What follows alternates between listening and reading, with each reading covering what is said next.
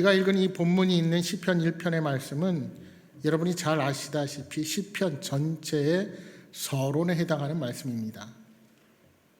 이 시편의 초점은 율법에 대한 순종을 말하고 있습니다.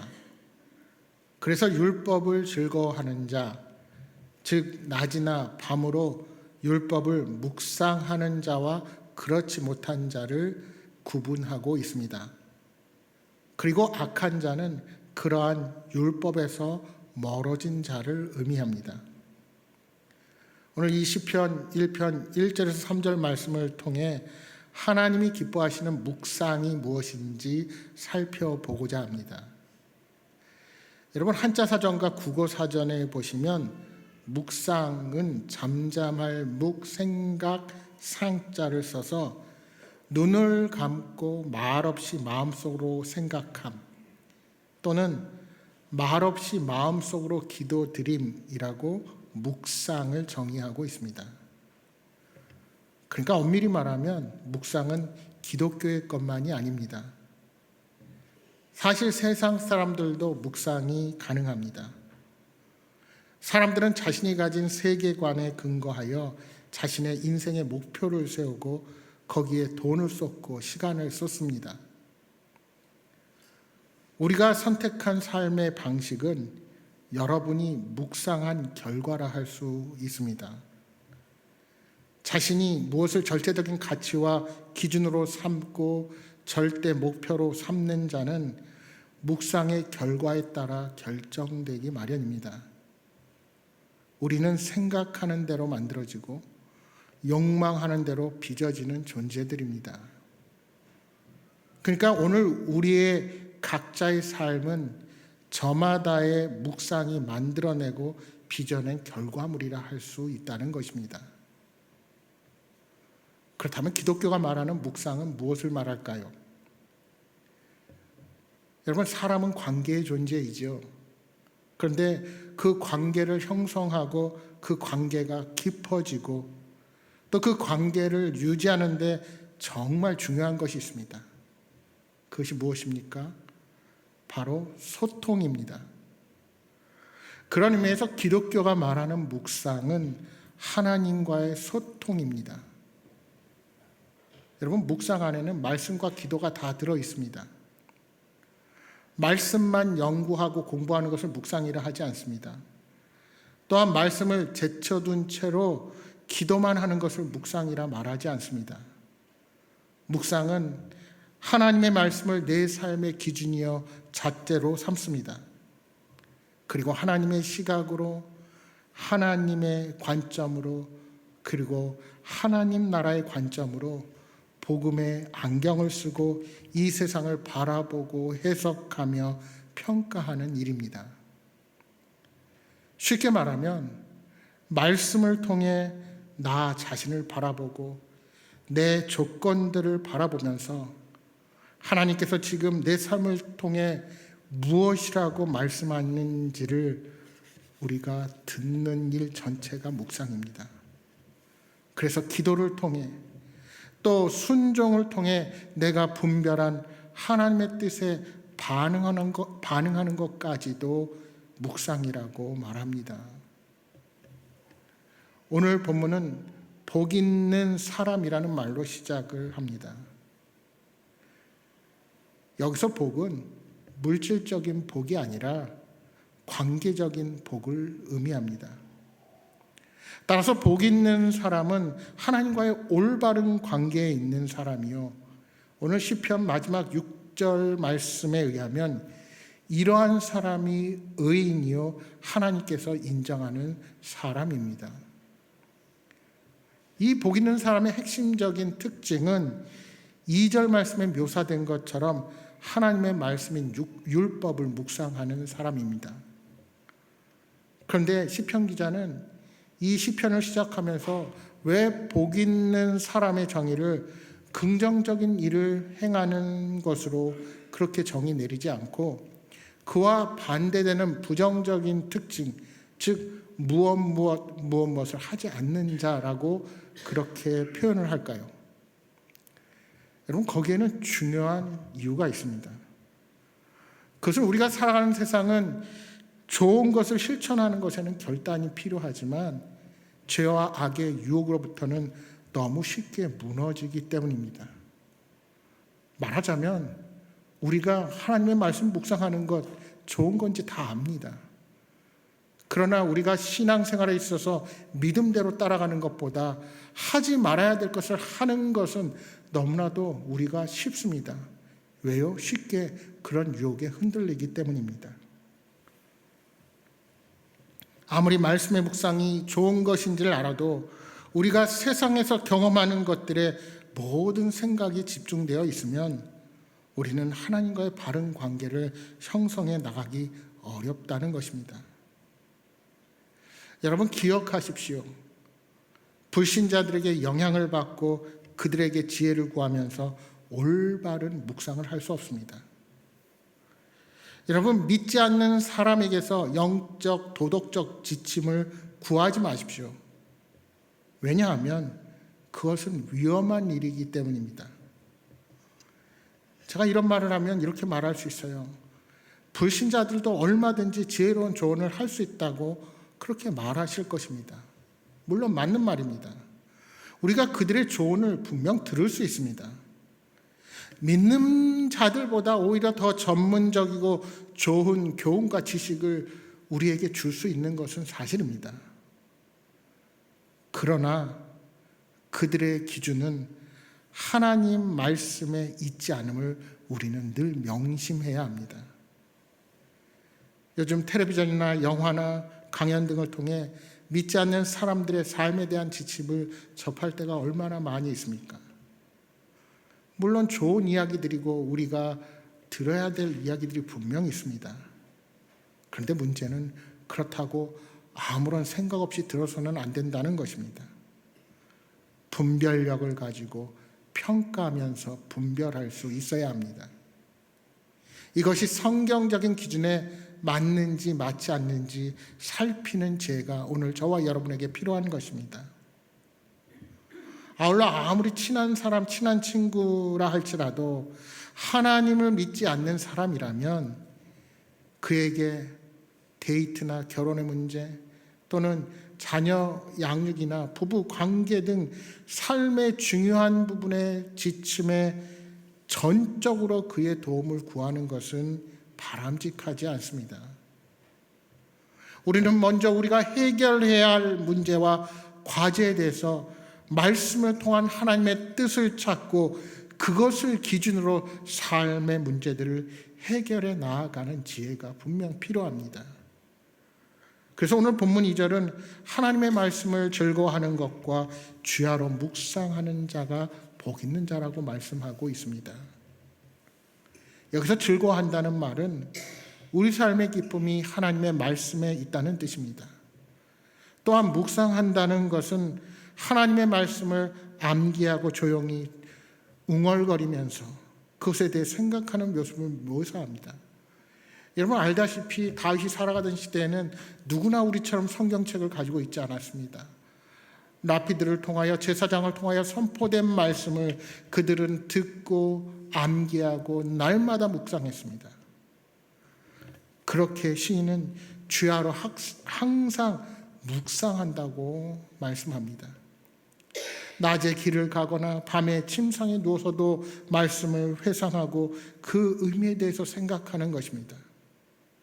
따라서 오늘 본문에 나오는 이 두 가지 태도, 즐거워하는 것과 묵상한다는 것을 한 문장으로 말한다면 하나님의 말씀을 열성적으로, 열광적으로 묵상하는 것을 말한다 할 수 있을 것입니다. 여러분은 하나님의 말씀을 열정적으로 묵상하십니까? 아무리 바쁘더라도 신문이나 텔레비전, 유튜브나 페이스북 또는 인스타그램이나 트위터를 챙겨보면서 하나님의 말씀은 늘 여러분 가까이 하십니까? 어떤 분들은 그렇게 하기에 너무나 바쁘다고 말씀하십니다. 현대인들은 매우 바쁘게 사는 것은 사실입니다.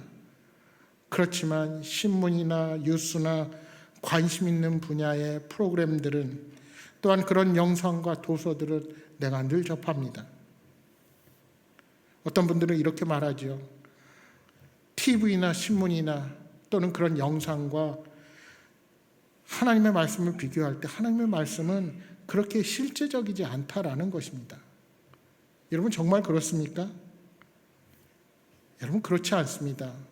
히브리서 4장 12절 13절에 우리에게 이렇게 말씀합니다.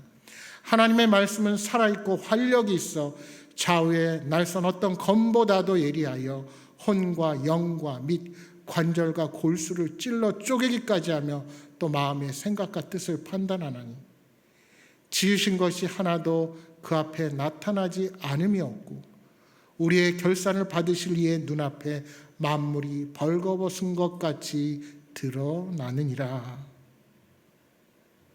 여러분 하나님의 말씀은 우리 삶의 구석구석의 문제, 경제적인 삶과 부부관계, 자녀 교육, 더 나아가서 직장과 사람 간의 관계 등등 삶의 다양한 영역에 실제적인 가르침을 주면서 우리들을 변화시켜 갑니다. 기억하십시오.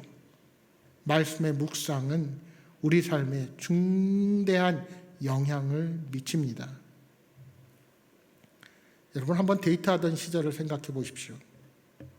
요즘이야 이메일을 쓰지만 예전에는 연애 편지를 썼죠. 연애 편지 내지는 주고받았던 선물을 한번 생각해 보십시오. 아무 생각 없이 즉석해서 편지를 쓰고 아무 생각 없이 덜컹 선물을 준비하는 삶은 없습니다. 어떻게 하면 상대방에게 환심을 살 수 있을까?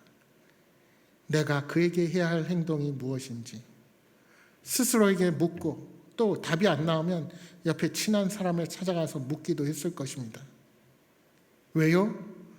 그 만남이 내 인생을 완전히 바꾸어 놓을 수 있는 중대한 영향을 미칠 수 있기 때문입니다. 하나님의 말씀에 대한 묵상이 바로 사랑하는 사람을 향한 글을 쓰는 것과도 같습니다. 그렇게 진지하게 사랑하는 사람에게 내가 어떻게 인정을 받고 그 사람을 어떻게 기쁘게 할까 고민하는 것처럼 우리가 나의 귀중한 시간을 내어서 말씀을 묵상하면서 하나님께서 원하시는 뜻을 발견하고 어떤 선택을 하나님께서 기뻐하실까 깨닫게 되는 것입니다. 여러분 우리가 하나님의 뜻을 알아가고 하나님이 기뻐하시는 일을 실천하며 살아가는 것을 우리의 신앙생활이라고 말할 때 그것은 반드시 성경의 지식과 비례하지는 않습니다. 학력이 짧아도 나이가 들어 기억력이 쇠해도 늘 우리가 말씀 앞에 바로 서기를 노력한다면 하나님이 기뻐하시는 것이 무엇인지 알아볼 수 있는 영적인 눈, 하나님께 영광 돌리는 것이 무엇인지 알아채는 영적인 귀가 밝아지게 될 것입니다. 그러니까 진정한 믿음의 사람은 늘 말씀을 주야로 묵상하는 사람인 것입니다. 따라서 이 묵상은 주일에 예배당 안에서만 이루어지는 것이 결코 아닙니다. 단순히 예배 시간에만 이루어지는 것도 아닙니다. 묵상은 내가 서 있는 자리가 어디든지 내가 하나님의 말씀을 대하고 기도하는 자리에서 또한 그 하나님을 높여드리는 찬양의 시간 속에서 언제나 가능합니다. 묵상은 우리의 때와 장소를 가리지 않고 우리가 생각하고 마음먹은 장소에서 이루어집니다. 여러분 그렇게 생각해 보면 우리가 말씀을 묵상하고 하나님의 뜻이 무엇인지에 대한 관심과 노력을 기울이지 않으면 우리는 말씀이 아닌 내 주변 사람들의 생각과 세상 사람들이 말하는 가치관을 묵상하게 되고 그것이 우리를 하나님으로부터 멀어지게 만들지도 모릅니다. 결론적으로 교회와 성도들이 성경적으로 생각하지 않으면 세상 사람들이 생각한 대로 세상이 묵상한 대로 우리도 살게 되고 그 결과로 교회의 정체성을 잃어버리고 말 것입니다. 우리가 하나님의 말씀을 내 삶의 잣대로 삼지 않으면 우리는 돈에 휘둘리고 세상의 사상에 휘둘리고 내 욕망에 휘둘리게 될 것입니다. 그러면 점점 더 성도로서의 모습은 보이지 않게 되는 삶을 살게 되는 겁니다. 따라서 중요한 것은 묵상하느냐 마느냐의 문제가 아닙니다. 어떻게 묵상하고 무엇을 위해 묵상하느냐가 우리에게 중요합니다. 그럴 땐 동기와 방법과 목표로 묵상하면 오히려 우리는 하나님을 내 욕망을 섬기는 우상으로 만들어버릴 수 있습니다. 묵상을 내가 원하고 소망하는 것으로 이루고 합리하는 도구로 만들어버리게 될 수도 있다는 것입니다. 그렇다면 말씀을 묵상하는 자는 어떤 복을 누리게 됩니까? 오늘 3절에 말씀합니다. 그는 시냇가에 심은 나무가 철을 따라 열매를 맺으며 그 잎사귀가 마르지 아니함 같으니 그가 하는 모든 일이 다 형통하리로다. 복 있는 자는 시냇가에 심은 나무처럼 철을 따라 열매를 맺고 그 잎사귀가 마르지 않습니다. 여기 오늘 본문에 심다는 히브리어는 샤툴로 옮겨서 심다라는 의미를 가진 수동 분사입니다. 즉 나무가 원래 그 시냇가에 심겨져 있었던 것이 아닌데 심겨진 것입니다. 그 누군가 그 나무를 시냇가로 옮겨왔습니다. 그랬더니 그 나무가 철마다 열매를 맺고 잎사귀는 마르지 않습니다. 언제나 물이 흐르는 물가에 심겨진 나무를 상상해 보십시오. 여기서 잎사귀는 마르지 않는다는 것은 영원하다는 의미입니다. 죽지 않고 영생하는 상태를 가리킵니다. 이것이 바로 하나님의 말씀을 꾸준히 묵상하는 자가 누리게 될 복입니다. 그래서 시인은 3절 마지막에 그가 하는 모든 일이 다 형통할 것이라 말하는 것입니다. 따라서 여기서 형통함이라는 것은 여러분들이 일반적으로 생각하는 것처럼 모든 일이 자기 뜻대로 다 이루어진다는 그런 무제한적인 성공을 의미하는 말이 결코 아닙니다. 왜냐하면 하나님의 말씀을 묵상하다 보면 우리는 그 말씀에 순종하여 살아가기 때문입니다. 그러니까 성공이 말하는 형통은 하나님이 기뻐하시는 일을 성취하며 살아가는 사람들입니다. 여러분, 다윗은 이스라엘을 배출한 최고의 인물 중에 한 사람입니다. 하나님께서는 다윗을 만났을 때 나의 마음이 하나님 마음에 합한 자라 말씀하셨습니다. 그렇다면 다윗이 위대한 이유가 무엇입니까? 그 이유는 그가 왕이기 때문이 아니라 그가 가진 소원이 특별했기 때문입니다. 시편 15편 1절에 이렇게 고백합니다. 여호와여 주의 장막에 머무를 자 누구 오며 주의 성산에 사는 자 누구 오니까. 그가 왕이었기에 어떻게 하면 나라를 부강하게 하고 어떻게 하면 주변 나라를 이길 수 있겠습니까? 라는 그런 소원을 품고 하나님께 기도할 수도 있었을 것입니다. 그러나 다윗은 주의 장막에 머무르고 주의 성산에 사는 사람이 될 것을 소원했습니다. 그의 이러한 소원은 일시적인 소원이 아니라 평생을 관통하는 것이었습니다. 그는 대적들과 맞서는 전쟁의 상황 속에서도 다른 것을 구하지 않고 여호와의 집에 거하는 것을 간절히 소망했습니다. 다윗이 이처럼 여호와의 성산에 하나님과 함께하는 것을 소원한 이유가 무엇입니까? 그 이유는 하나님과 함께할 때 나머지 모든 것이 다 해결된다는 것을 그는 그의 신앙의 경험으로 깨달았기 때문입니다. 여러분, 그의 고백을 들어보십시오. 시편 18편 1, 2절에 이렇게 고백합니다. 나의 힘이신 여호와여 내가 주를 사랑하나이다. 여호와는 나의 반석이시요 나의 요새시요 나를 건지시는 이시요 나의 하나님이시요 내가 그 안에 피할 나의 바위시요 나의 방패이시요 나의 구원의 뿌리요 나의 산성이시로다. 그는 수많은 시편을 통하여 하나님이 어떤 분이신지 그의 경험을 통하여 진심으로 고백했습니다. 옛날에 한 왕이 있었습니다. 왕에게는 세 아내가 있었는데 왕은 이 세 왕비 중에 누가 가장 자신을 사랑하는지 알고 싶어 했습니다. 그런 왕비들에게 가장 원하는 소원을 한 가지씩 말해보라고 했습니다. 그때 첫째와 둘째 왕비는 최고의 보석과 최고의 궁궐을 원했습니다. 그러나 셋째 왕비는 오직 왕께서만 제 곁에 계시면 됩니다 라고 대답했습니다. 여러분, 이 세 여인 중에 누가 가장 현명한 여인일까요? 두말 할 것 없이 세 번째 왕비입니다. 왕만 곁에 있으면 보석이든 궁궐이든 무슨 문제가 되겠습니까? 여러분, 다윗은 이 사실을 안 것입니다. 여호와 하나님과 함께하면 모든 것이 해결됨을 알았습니다. 사무엘이 다윗에게 와서 기름을 부은 날로부터 하나님의 영이 그와 함께 하셨는데 그 후로 다윗은 그와 함께 하시는 여호와 하나님으로 인하여 승승장구하게 됩니다.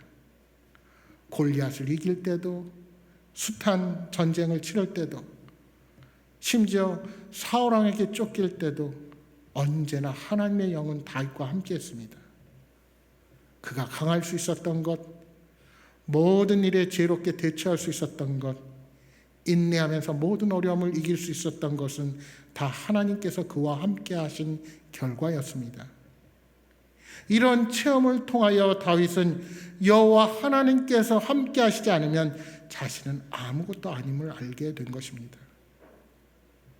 그렇게 다윗은 우리아의 아내 밧세바를 범하고 이 치명적인 범죄를 저지르게 되었을 때도 단 한 가지, 하나님의 영이 그를 떠나는 것을 두려워했습니다. 그래서 시편 51편 11절에 이렇게 고백합니다. 나를 주 앞에서 쫓아내지 마시며 주의 성령을 내게서 거두지 마소서. 그는 그 어떤 세상의 풍성함보다 하나님께서 함께 하신 것이 그에게 진정한 평안함임을 안 것입니다. 여러분, 묵상이 우리에게 주는 유익이 바로 여기에 있습니다. 우리가 늘 말씀 앞에서 하나님을 만나고 우리 삶에 해결할 문제에 힘을 얻게 될 때 우리는 그 세상에 어떤 고난이 와도 흔들리지 않게 될 것입니다. 결국은 묵상은 늘 우리가 하나님 곁에 머물며 하나님이 주신 생각과 뜻을 우리 삶을 통해서 관철시켜서 우리가 후회 없는 인생을 살아가도록 인도해 줄 것입니다. 여호수아서 1장 7절이야 9절에 이렇게 말씀합니다. 오직 강하고 극히 담대하여 나의 종 모세가 내게 명령한 그 율법을 다 지켜 행하고 우로나 좌로나 치우치지 말라. 그리하면 어디로 가든지 형통하리니 이 율법책을 내 입에서 떠나지 말게 하며 주야로 그것을 묵상하여 그 안에 기록된 대로 다 지켜 행하라. 그리하면 내 길이 평탄하게 될 것이며 내가 형통하리라. 내가 내게 명령한 것이 아니냐. 강하고 담대하라. 두려워하지 말며 놀라지 말라. 내가 어디로 가든지 내 하나님 여호와가 너와 함께 하느니라 하시니라. 여러분, 이 말씀은 모세의 뒤를 이어 이스라엘 민족을 가나안 땅으로 인도했던 여호수아에게 하나님께서 주신 말씀입니다. 40년간 그들을 이끌던 모세는 가나안의 입성을 앞두고 가나안 땅을 바라보며 숨을 거둡니다. 이제 가나안의 정복 전쟁을 앞두고 있는 상황. 그들에게는 훈련된 군사도 변변한 무기도 없었습니다. 가나안의 7 부족 국가와의 전쟁을 앞두고 있는 여호수아에게 강하고 담대하라 하는 하나님의 명령은 이해가 갑니다. 모세가 내게 명령한 그 율법을 다 지켜 행하라 하는 말씀은 사실 납득하기 어렵습니다. 아니, 왜 전쟁을 앞둔 중요한 순간에 굳이 이런 우리가 아는 말씀을 왜 또 하실까요? 자신들보다 더 강력한 무기를 가지고 견고한 성을 쌓고 사는 자들과의 싸움에서 승리할 비결이 하나님을 생각하고 말씀을 많이 읽고 그것을 삶에 적용하라는 말씀입니다. 아니, 적군의 약점에 대한 힌트를 주시든지 아니면 고도의 전술과 전략을 알려주셔야 할 텐데 이건 너무나도 현실 감각이 떨어지는 그런 말씀을 주시는 것 아닙니까? 그런데 여러분, 결국 어떻게 되었습니까? 우리가 알다시피 여호수아는 여리고성을 함락하고 아이성에도 승리하며 가나안 땅의 분배까지 잘 마치게 됩니다. 여러분, 그들이 전략을 잘 짰기 때문입니까? 여러분, 그들의 여리고의 성 전투를 생각해 보십시오. 말씀에 따라 순종하고 하루 한 바퀴씩 돌고 6일 동안 꼼짝도 않는 성에 일곱째 날에는 7바퀴를 돌았습니다. 이스라엘의 전투력이 막강해서가 아닙니다. 하나님의 명령대로 그 말씀을 듣고 마음에 담아 생각하고 묵상하고 순종함으로 승리를 거두게 된 것입니다. 아이성 정복 후에 여호수아는 에발산에서 제단을 쌓는데 모세의 율법대로 돌단을 다듬지 않고 자연석 그대로 사용하여 제사를 드리게 됩니다. 그리고 모든 백성이 보는 가운데서 모세가 명한 율법을 돌에 새깁니다. 모든 백성으로 하여금 모세가 명한 율법책을 보고 읽고 묵상하게 하는 것입니다. 뿐만 아닙니다. 가나안 땅을 정복하고 분배를 마친 후에 죽기 전에 이렇게 유언과 같은 말을 남깁니다. 여호수아 23장 3절에 이렇게 말합니다. 너희 하나님 여호와께서 너희를 위하여 이 모든 나라에 행하신 일을 너희가 다 보았거니와 너희의 하나님 여호와 그는 너희를 위하여 싸우신 이시니라. 이 모든 일을 하나님께서 하셨다고 고백합니다. 그러면서 하나님께서 그에게 주신 말씀을 다시 백성들에게 당부하는 것입니다. 계속되는 23장 6절에는 이렇게 말씀합니다. 그러므로 너희는 크게 힘써 모세의 율법책에 기록된 것을 다 지켜 행하라. 그것을 떠나 우로나 좌로나 치우치지 말라. 사랑하는 여러분, 오늘 우리 앞에 직면해 있는 문제가 학업의 문제이든 사업의 문제이든 자녀의 문제이든 경제적인 어려움과 건강과 미래에 대한 염려이든 그 모든 열쇠는 하나님 말씀에 대한 순종의 여부에 달려 있습니다. 하나님의 백성이 직면한 문제를 풀어가는 가장 중요한 것은 하나님의 말씀을 묵상하고 성경대로 순종하는 것입니다. 하나님께서 하실 것을 믿고 말씀대로 순종하며 나아갈 때 하나님께서 반드시 우리를 위하여 행하실 것입니다. 우리의 인생길을 행복하고 의미 있게 살기 위해서는 하나님을 가까이 하며 사는 길을 걸어가야 합니다.